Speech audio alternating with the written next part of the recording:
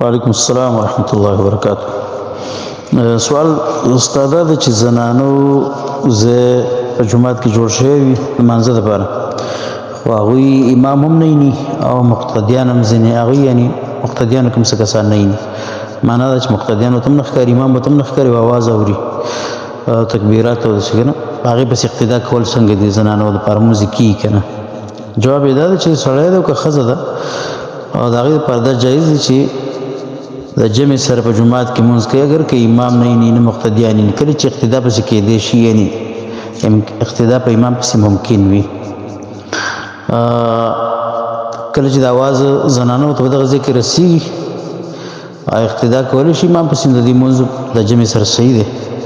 ځکه دا ځای یو دی جومات خو دی مسجد دی یو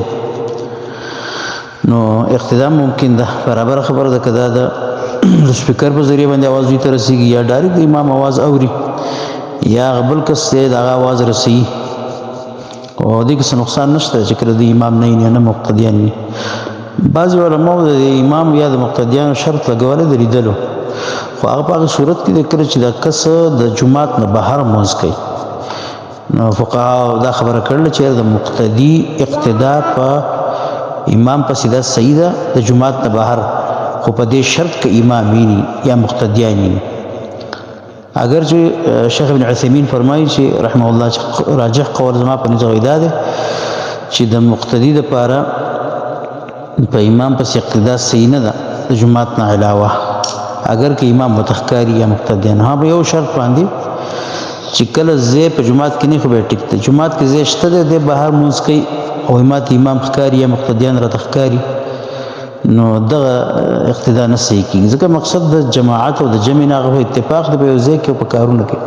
مکان او افعالو کې دا اتفاق پکار دی. او که جومات ډک وي بیا مطلب بهر جومات نه یو کس لګیا امام سره مونځ کوي اقتدا پسې کولی شي نو راجح دا ده چې دا اقتدا د امام متابعت دا جایز دي که امام ورته بیا ښکاري که نه کله چې دا صفونه یو بل سره پیوستي او په دغه طریقه باندې دا بهر ته رسېدلي دا صفونه د جومات د ډکوالي د وجې نه. بهرحال سوال چې تا کوم کړی دی دغه زنانو مونځ په دغه طریقه کې کله چې په جومات کې دي امام ورته هم نه ښکاري او مقتدیان ورته هم نه ښکاري خو اواز د امام اوري اقتدا بلکل صحیح ده دغه څه نقصان نشته دی والله اعلم.